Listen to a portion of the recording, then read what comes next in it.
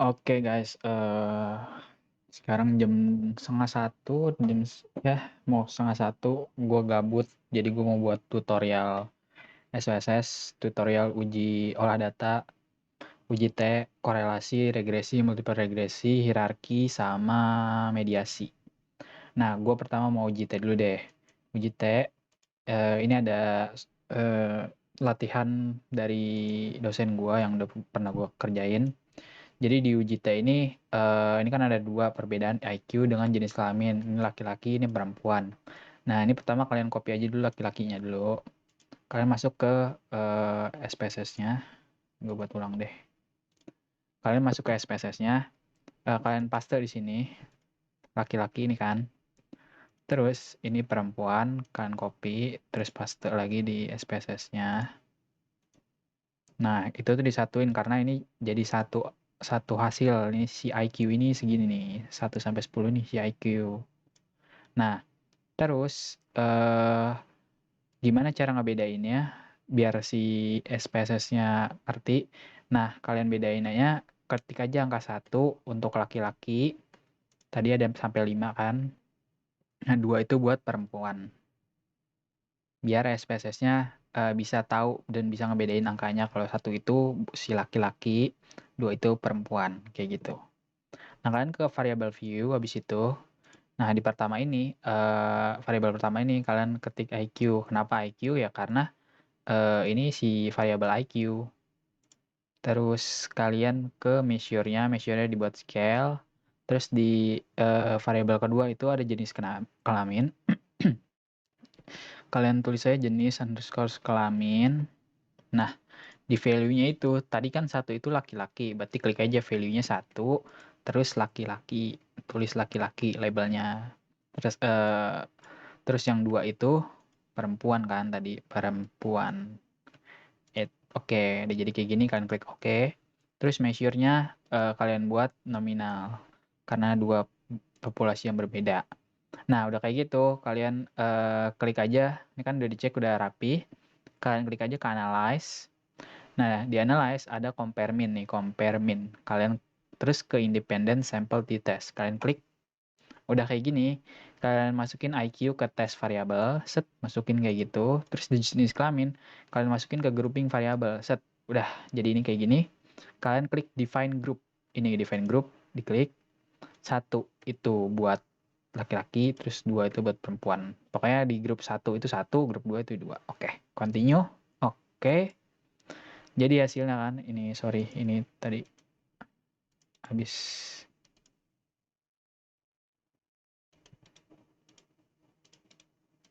Ya, nih, jadi hasilnya. Cara bacanya, simpelnya, kalau di sini min kan lebih tinggi perempuan, berarti IQ-nya yang rata-rata lebih tinggi itu perempuan, baru laki-laki. Nah, numbernya ini kan jumlah orangnya, jumlah respondennya itu kan 5, itu tadi laki-laki, perempuan 5, jadi totalnya 10 responden. Nah, cara bacanya, ini ada independent sample t-test. Terus di sini ada Levent Test Equality of Variance. Nah, kalau kalian nih mau lihat datanya homogen atau enggak, itu ada di sini di tabel ini. Nah, ini kan datanya kalau datanya homogen itu lebih besar dari 0,05. Nah, ini kan ada 0,967. 0,967 itu lebih besar nggak dari 0,05? Lebih besar kan? Nah, kalau lebih besar berarti ini datanya diasumsikan homogen, yang artinya dipakainya yang ini, equal variance assume. Jangan lupa koefisien F-nya juga dimasukin pas ditulis di deskripsinya. Nah, karena pakainya yang ini, karena datanya homogen, yang ini nih equal variance assume, berarti yang dipakai yang ini nih, yang sebaris ini serut. Nah, di sini ada koefisien T-nya segini hasilnya, terus ada signifikannya 0,004. 0,004 itu lebih kecil dari 0,05 kan, dan ada lagi yang lebih kecil 0,01 kan. Soalnya taraf signifikansi kan ada 3, 0,05, 0,01, 0,001. Nah, 0,04 ini kan lebih kecil dari 0,01, berarti ini signifikan, yang artinya ada perbedaan yang signifikan antara perbedaan IQ yang signifikan antara perempuan dengan laki-laki. Udah kayak gitu, sesimpelnya. Terus kita lanjut ke korelasi. Nah, ini ada korelasi. Ada dua nih soalnya, jadi gue mau coba aja yang ini. Religiusitas dengan radikalisme. Nah, kalian copy nih dua-duanya langsung, beda, nggak kayak uji T itu satu-satu tadi.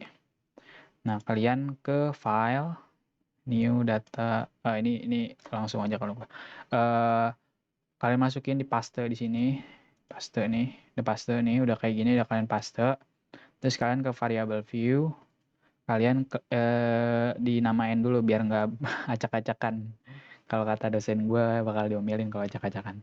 Jadi dinamain religiusitas kan tadi yang pertama ya, religiusitas.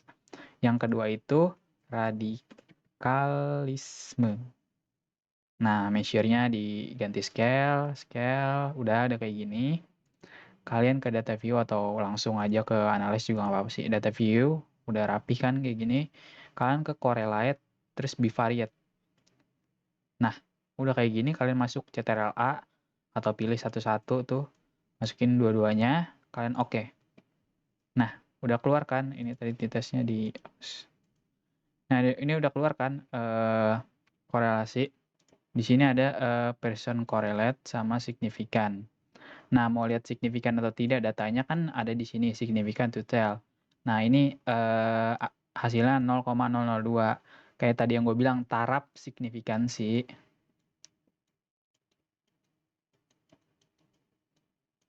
Itu kan ada 3 ya. 0,05, 0,01, sama 0,001. Nah, 0,002 itu kan lebih kecil dari 0,5 kan. Nah, ada lagi yang lebih kecil nih, 0,01. Berarti yang dipakai, berarti yang dipakai itu yang 0,01.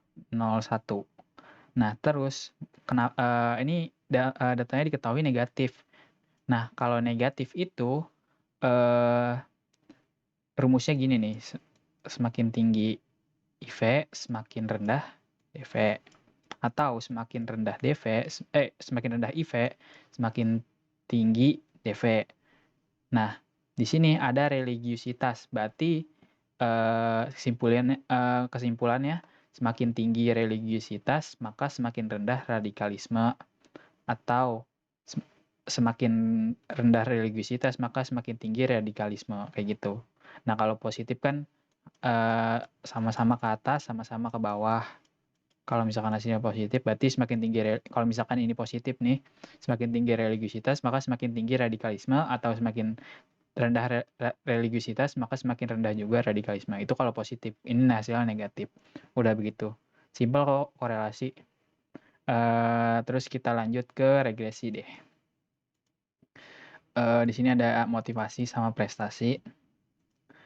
Sama, kalau regresi langsung masukin dua-duanya. Ini kan regresi simple linear regression. Kalian masukin, copy aja, terus kalian paste di sini. Nah, di sini.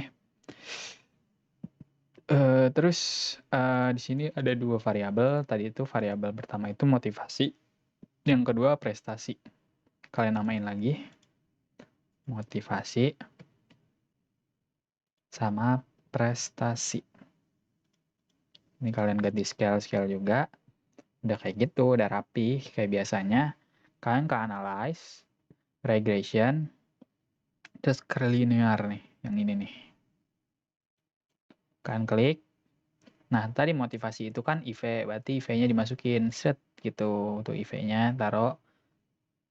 Terus prestasi itu DV, dimasukin ke DV. Udah kayak gini, kalian klik OK. Keluar deh, ini hasilnya.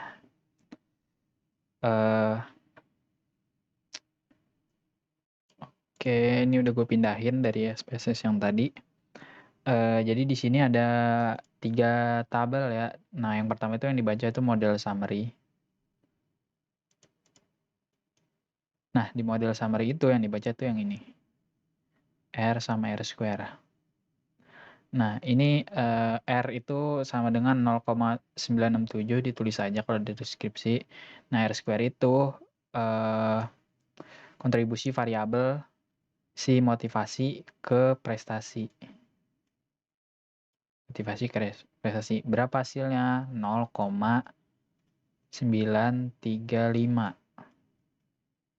Nah, 0,935 kalau dikali 100 itu jadi 93,5%. Atau kalau kalian simpelnya tulis aja nih angka koma di sini, nolnya nggak usah dianggap. Jadi di persen. Nah, ini 93,5%.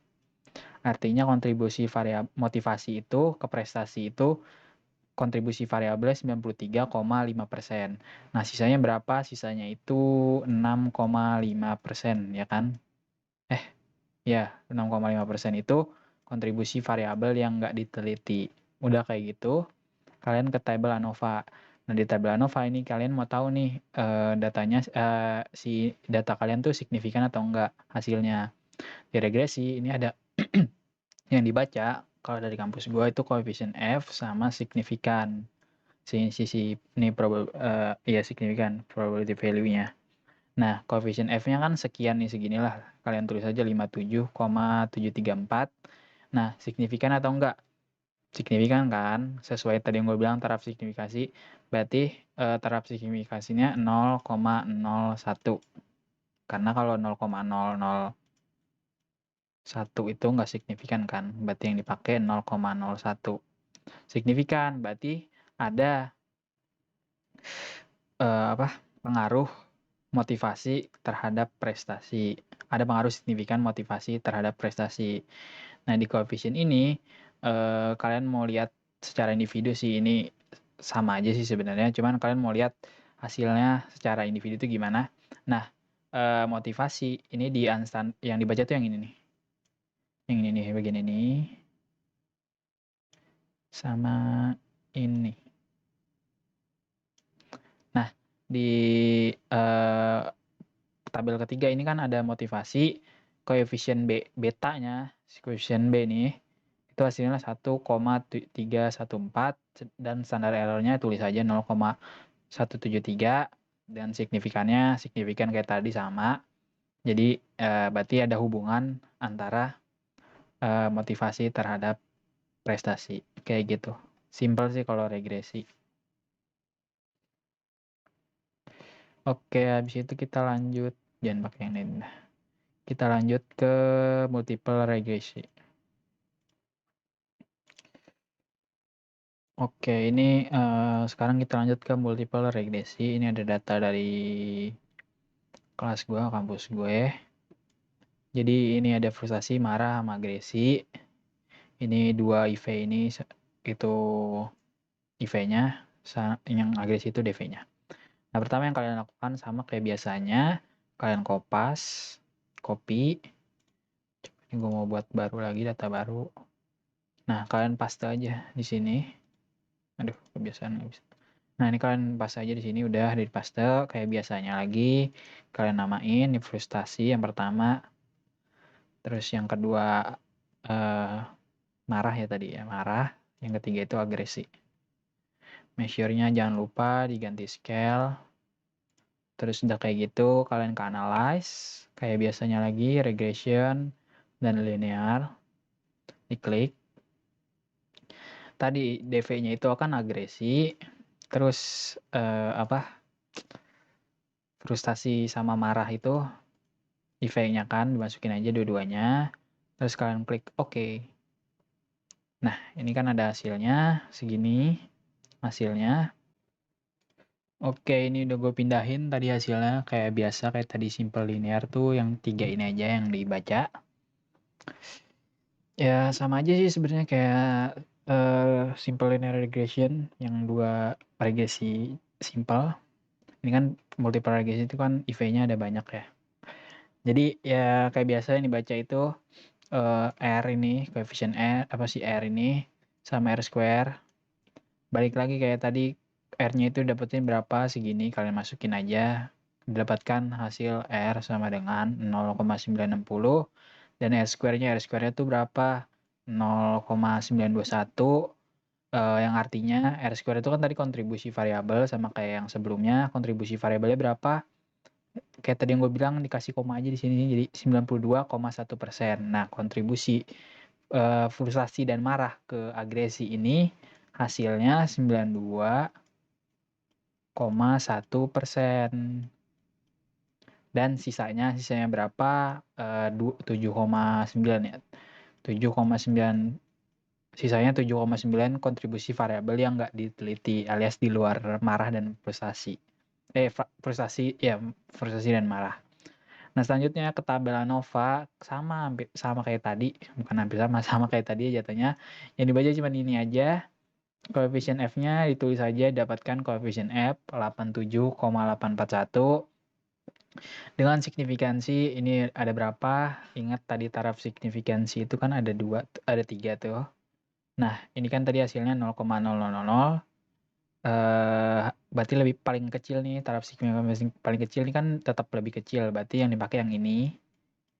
Berarti karena itu lebih kecil dari 0,001,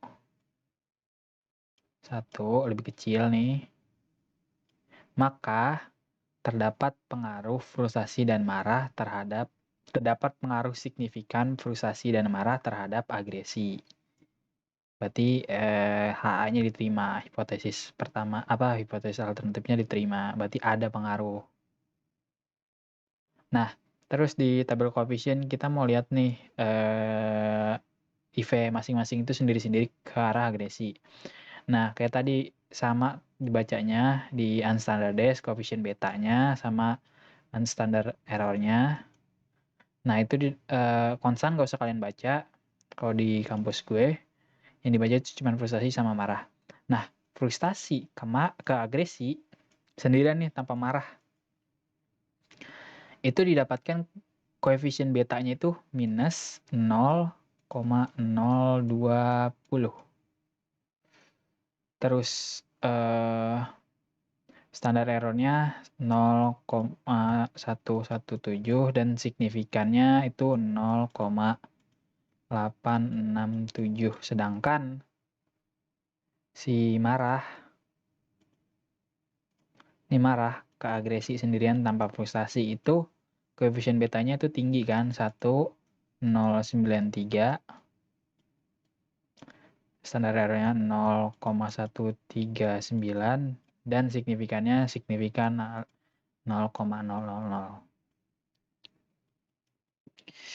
Nah, dilihat dari sini, kok bisa sih frustasi malah nggak jadi signifikan kalau sendirian sama agresi?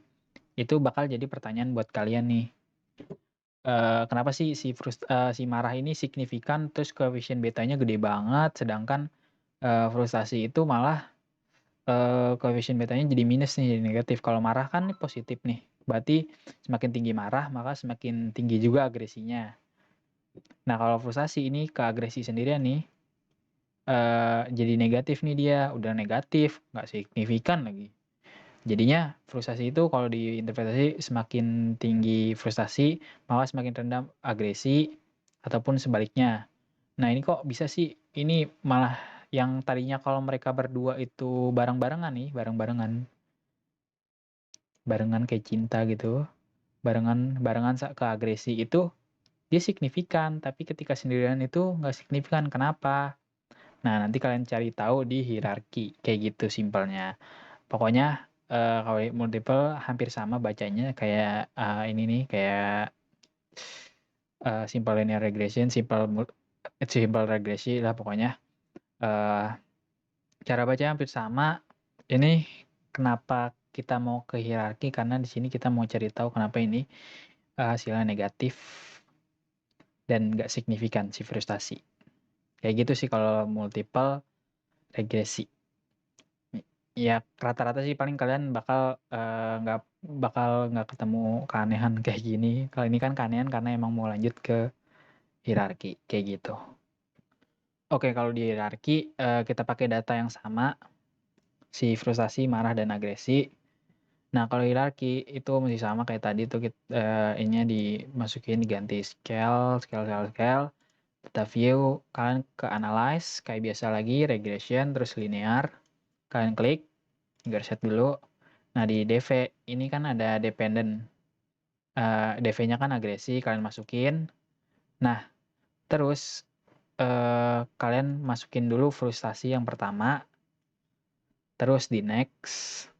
Nah, frustasi sama marah dimasukin lagi dua-duanya. Kalau yang pertama itu kan frustasi aja, yang kedua itu baru kedua variabelnya. Terus kalian klik statistik. Nah, di R-square change-nya kalian checklist, deskriptifnya kalian checklist.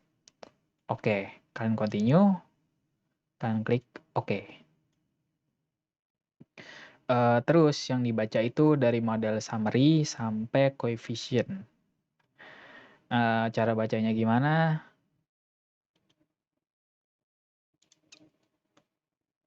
Oke, ini kan tadi hasil hierarkinya. Kayak yang tadi tutorial udah dituin, yang dibaca itu cuma model summary, ANOVA, sama coefficient. Ini mau gue pindahin dulu.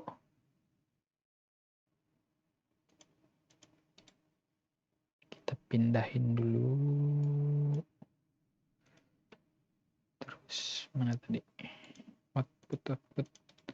Ini ANOVA. Tabel ANOVA-nya. Terus sama tabel coefficient-nya. Mana tadi? There you go.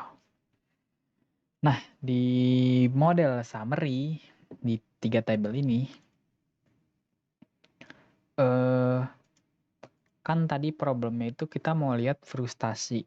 Kenapa sih dia malah negatif, nggak signifikan? Nah, kita cari tahu nih di sini, di hierarki ini. Jadi, di hierarki itu yang dibaca tuh ini, R square-nya nih, si R ini. R sama R square-nya, terus R square change-nya, sama signifikannya yang ini.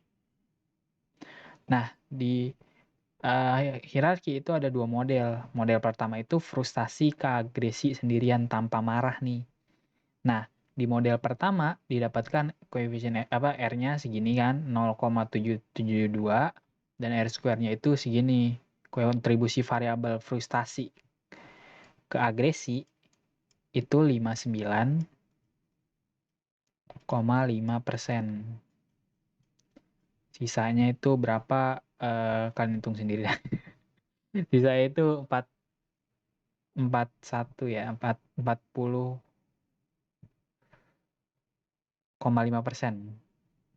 Nah, R square yang change yang model pertama itu nggak usah dibaca. Ini nggak usah dibaca karena sama aja tuh kan 59 kali 59 nggak ada perubahan karena nggak ada hal yang dimasukin. Nah, sekarang di model 2, nih model 2 ini, R-nya itu segini nih. 960, R square-nya 921. Loh, kenapa bisa sih 921? Nah, jadi ketika ada marah nih, kalau di model 2 kan frustasi sama marah masuk nih ke frustasi. Hasilnya itu 0,921. Berarti perubahannya tinggi dong. Berapa perubahannya? Segini. Coba deh kalian tambahin 326 tambah 595. Itu hasilnya pasti segini. Nah, ada dong terjadi perubahan yang besar ketika dihadiri oleh ketika marah masuk. Ketika marah berbarengan dengan frustasi untuk melihat agresi. Nah, itu signifikan atau enggak? Signifikan kan, sig F-nya. Terus kita ke tabel ANOVA nih. Nah, di tabel ANOVA itu yang dibaca ini aja. Kayak biasanya, koefisien F-nya itu cuma hasilnya 23,540, dan signifikan. Berarti frustasi ke agresi itu signifikan. Ada pengaruh frustasi ke agresi. Nah, ketika ada marah nih, di model 2 itu kan frustasi sama marah. Nah, frustasi sama marah itu ketika ada marah nih, masuk marah, nggak frustasi sendirian doang, itu terjadi perubahan yang sangat besar. Berapa perubahannya? Jadi 8, naik nih jadi 87,4841.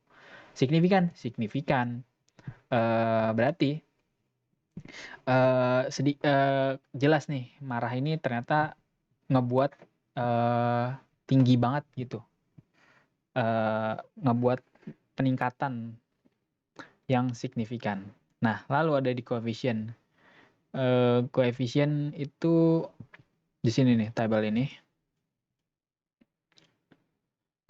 Nah, di sini ada unstandardized coefficient. Sama kayak tadi, bacanya yang ini, barisan inilah. Terus sama barisan ini. Nah, frustasi ini sendirian, model pertama dong. Itu signifikan terhadap agresi. Tuh, signifikan kan? Terus koefisien betanya juga positif. Berarti semakin tinggi frustasi seseorang itu, maka semakin tinggi pula agresinya nih. Kayak gitu, karena nggak ada minus nih. Ya kan, nggak ada minus. Terus standar errornya segini.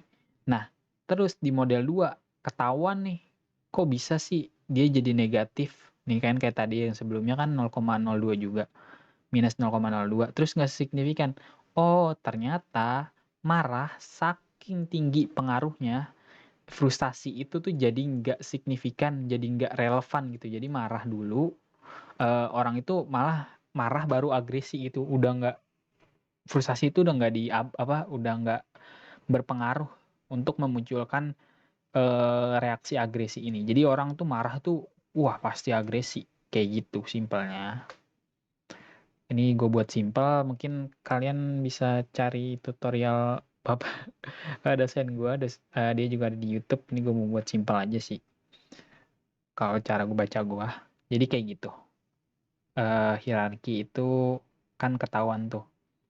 Mau lihat frustasi, kenapa bisa negatif hasilnya di table coefficient. Udah kayak gitu aja. Kita masih pakai data yang sama di mediasi. Masih sama datanya. Oke, sekarang kita ke mediasi atau moderator atau mediasi, sama aja sih kayaknya. Di mediasi gue pakai data yang sama, masih pakai variabel yang sama. Di mediasi itu kalian install aja dulu alat bantu kostum bantuan, itu namanya proses V14. Ini kalau gue versi 4.2 by Andre Hayes. Kalian bisa dapetin ini di websitenya. Kalian bisa ke video gue yang lain gimana cara nginstal ininya. Pokoknya di sini kalau di mediasi itu kalian ke analyze, regression, ke proses, kalian klik. Oke. Nah, yaitu variabel untuk agresi si DV nih, yaitu DV. Kalian klik sini. Terus marah itu, kan marah ini sudah ditentuin jadi mediatornya. Itu tergantung nanti variabel kalian yang jadi mediatornya itu apa. Kalian klik di sini, masukin marah, frustasi itu, X itu IV-nya. Nah, ini di model number itu jangan lupa diganti ke 4. Karena mau pakai cara yang keempat. Pokoknya dijelasinnya begitu sih kalau kata dosen gua. Terus kalian ke option. Nah, di sini ada banyak kan yang mau dicek kayak checklistan gitu. Nah, yang di checklist cuman ini doang nih, show total effect model sama standardized effect. Udah kayak gini, kalian klik continue, kalian klik oke. Oke, keluar. Ini hasilnya di sini. Oke, ini datanya udah gue pindahin. Jadi di mediasi itu ada 2. Namanya perfect mediator atau mediasi, dan partial mediator atau mediasi. Nah, kalau perfect mediator itu dari IV harus lewatin mediator dulu nih, baru bisa ke DV. Itu perfect. Ini perfect nih. Dari IV ke mediator, baru ke DV. Nah, kalau parsial bisa sama kayak perfect, atau bisa juga dari IV langsung ke DV, ngabain si mediator ini, mediatornya, mediasinya. Nah, cara nentuin gimana bisa lewat perfect atau parsial itu ditentukan dari jalur-jalur yang ditentukan dari keempat jalur. Nah, jalurnya itu ada jalur A, jalur B, jalur C, dan jalur C aksen. Nah, coba kita buat dulu tabel itunya kayak gini. Nah, ini kan frustasi itu sebagai IV, marahnya itu sebagai mediator, dan agresi itu sebagai DV. Jalur A, si jalur A ini, itu yang tadi gue bilang, jalur A itu menghubungkan dari IV ke mediator. Ini jalur A namanya. Nah, mau ngecek signifikan atau tidak jalurnya, ada di sini nih, di frustasi. Ini kan frustasi ke marah, ke mediator. Berapa hasilnya? Ininya R-nya segini, koefisiennya segini. Ditulis nih. Jalur A sama dengan 0,684 lah pokoknya. 0,06864. Nah, signifikan atau tidak? Signifikan. Taunya dari mana? Ini probability value-nya tuh segini. Berarti lebih kecil dari 0,001. Lebih kecil. Apa signifikan? Berarti signifikan. Bintang 3. Berarti dari IV ke mediator ke marah nih. Dari frustasi ke marah itu signifikan. Oke, terpenuhi jalur A. Kita mau ngecek jalur B. Jalur B itu apa sih? Jalur B itu dari mediator ke agresi. Dari marah, dari mediator ke DV atau si marah ini ke agresi. Jalur B nih. Jalur B itu yang mana sih? Nah, jalur B itu yang ini nih. Ini yang ini. Marah ke agresi. Marahnya berapa? Koefisiennya segini. 1,0934. Probability value-nya berapa? Segini. Signifikan nggak? Signifikan.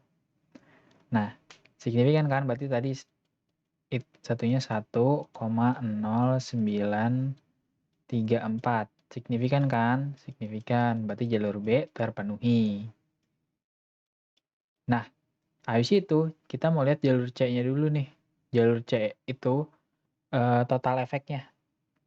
Jadi di mediasi itu ada namanya direct effect dan indirect effect. Kalau direct effect itu dari IV ke DV. Nah, kalau indirect effect itu dari IV itu harus ngelewatin mediator baru ke DV. Nah, total effect itu sebenarnya ada dua interpretasi. Total effect itu bisa jadi direct effect ditambah indirect effect, atau bisa dibilang juga total jalur C itu indirect effect. Nah, di jalur C itu kan hasil yang ini nih yang dibaca nih. Ini sama ini. Didapatin nih hasilnya segini 0,7305 dan probability value-nya 0,002. Jalur C nih, jalur C sama dengan 0,7 berapa nih tadi? 735 05 dan probability value-nya signifikan berarti bintang 3. Nah, jalur C aksen itu jalur IV ke DV langsung nih tanpa ngelewatin mediator si marah ini. Dari frustasi langsung ke agresi. Yang mana yang dilihat? Yang ini nih. Frustasi ke agresi. Berapa hasilnya? Minus 0,0200. Signifikan atau enggak? Enggak signifikan kan? Tuh, enggak signifikan. Jalur C aksen itu minus 0,0200. Enggak signifikan nih. Berarti si frustasi nggak bisa langsung ke agresi, tapi dia harus lewatin media si marah dulu baru ke agresi. Nah, kalau kayak gitu disebutnya apa? Ya kalau kayak gitu disebutnya perfect mediator kayak yang tadi gue bilang. Kok bisa sih perfect mediator? Karena di sini si frustasi harus ngelewatin mediator mediator dulu, si marah dulu. Frustasi itu harus ke marah dulu, baru bisa ke agresi. Nggak bisa frustasi langsung ke agresi, kayak gitu. Kok nggak parsial sih? Nah, kalau nggak parsial itu, kenapa? Coba deh, kalau andai kata ini signifikan, anggap aja ini signifikan. Nah, berarti, si frustasi langsung ke agresi bisa dong, tanpa ke marah, karena kan ini signifikan, jalur langsungnya dari frustasi ke, agresi. Nah, kalau kayak gini baru disebutnya parsial. Tapi karena ini nggak signifikan, berarti si IV itu, si frustasi ini harus ngelewatin, eee, marah dulu, baru bisa ke agresi, gitu.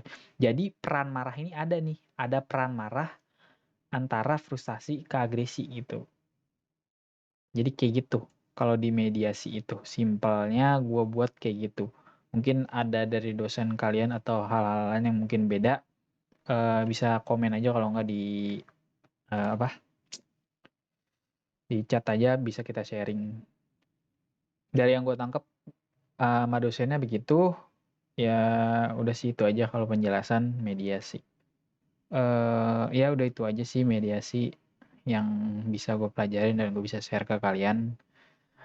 Sekarang udah jam 12:30 lewat malah, jadi gue mau udahin. Kalau mau nanya-nanya kalian bisa tanya-tanya cek aja deskripsi apa yang gue cantumin di situ. Paling gue cantumin Telegram. Kalau bisa sharing juga, gue sangat terbuka buat sharing tentang SPSS. Mungkin kalian dari kampus lain beda atau gimana, kalian bisa chat gue dan sekaligus sharing kalau di kampus kalian tuh ngolah datanya tuh kayak gimana, SPSS-nya kayak gimana, bisa sharing ke gue. Udah itu aja. Kalau soal baca ininya apa, deskripsi apa, interpretasinya, gue bakal bikin di lain waktu. Sekarang kayaknya belum bisa karena udah malam. Jadi itu aja, bye-bye.